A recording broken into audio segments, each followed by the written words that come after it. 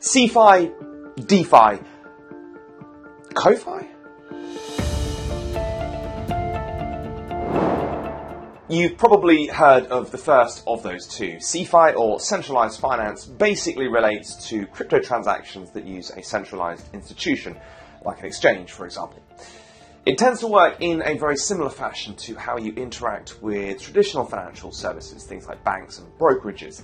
DeFi, decentralized finance, cuts out the middleman in that exchange, and it does so by essentially allowing you to transact directly with someone else. Typically, these peer-to-peer transactions use public blockchains. So what on earth is CoFi? Well, it stands for collaborative finance, and although it's an emerging idea in the crypto space, it's not actually entirely new in financial terms.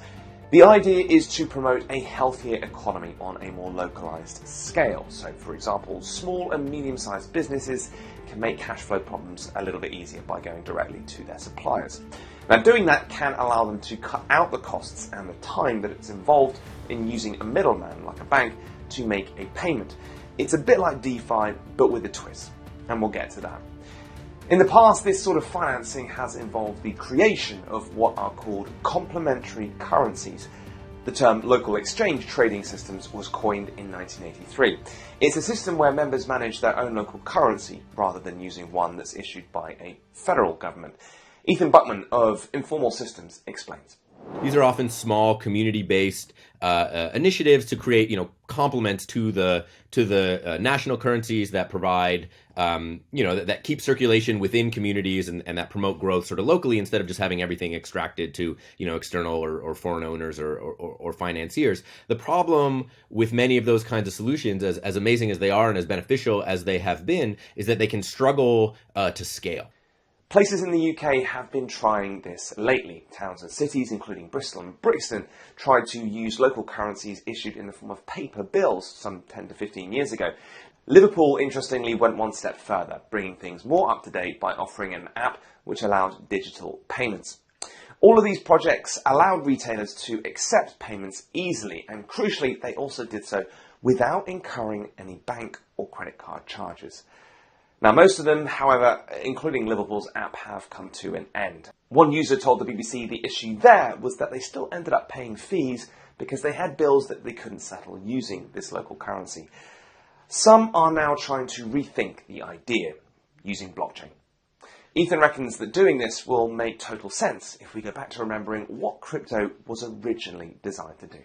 There's a lot of misguided focus in the ecosystem, a lot of emphasis on speculative use cases and financialization and financial engineering and all these kinds of things, and those are all supposed to be the problem that we're fighting against, right? Crypto's original promise was that it would revolutionize money. It would help us take back control over the real economy and over our finances. So could collaborative finance get us back on track towards that and away from some of the more troublesome parts of crypto? There is a world where people want to trade and actually gain financial gain. And then there's another world where people actually want to build and to rethink, some of the use cases as we know it. So I think, this time it's really time to show what is it that the technology can actually do and to showcase some of those real use cases. I think what we need to do is to continue to build and I think highlight the use cases that I call bringing blockchain home. And I don't mean actually bringing a protocol home. I mean helping people understand what's real and what's actually valuable to their own individual lives. Ethan says that blockchain can be used to alleviate the liquidity issues we mentioned earlier, that local currencies try to address by acting as an accounting tool instead. An invoice is essentially a form of credit, right? It's a way to extend a loan on interest-free terms, really, until it's late.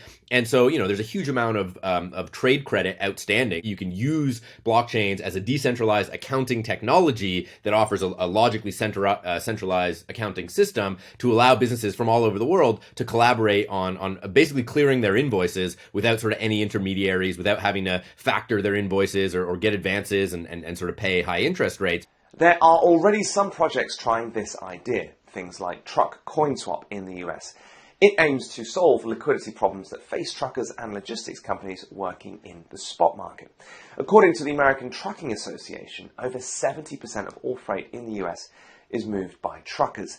and the spot part of the market is where freight providers are hired on an ad hoc basis to cope with unexpected increases in demand. Truck CoinSwap's Chief Commercial Officer Philip Schlump told Forkast, quote, "The payment terms for truckers operating in this spot market are egregious and can take months to process. The project operates by using its native TCS token to power invoice settlements and help make payments faster." Dale Watkins of UIDA, a non-profit trucking advocate, reckons this could make a real difference. He said truckers are often not paid for at least 30 to 45 days, adding that in the meantime, they're running out of fuel, they've got insurance, they've got truck payments, and they need that money faster. Schlump also added that this may not only benefit the truckers, saying that the aim is ultimately for the model to, quote, "put downward pressure on freight rates and make everything a little less expensive for consumers and for households." Now, the model isn't without risk. It relies on there being enough TCS token buyers for the truckers to be able to liquidate their payments. Meanwhile, this local currency idea hasn't disappeared entirely, and it is now embracing crypto too. The Berkshires project in Massachusetts has been running for over 15 years. In 2021, it had around 140,000 paper bills in circulation, but in an effort to increase circulation and broaden the range of payments it can power, it started a digital pilot using blockchain last year. Berkshires are backed on a one-to-one basis with US dollars by 2 local banks, which means that users are protected if anything goes wrong. However, there is a catch. Transferring funds from a bank to your Berkshire's digital wallet can take up to 3 business days, and even once it's in your wallet, you're still relying on a retailer accepting it. There are still clearly issues with these CoFi models that need to be overcome, but Ethan says they could eventually form a bridge between small communities and the larger world of finance capital.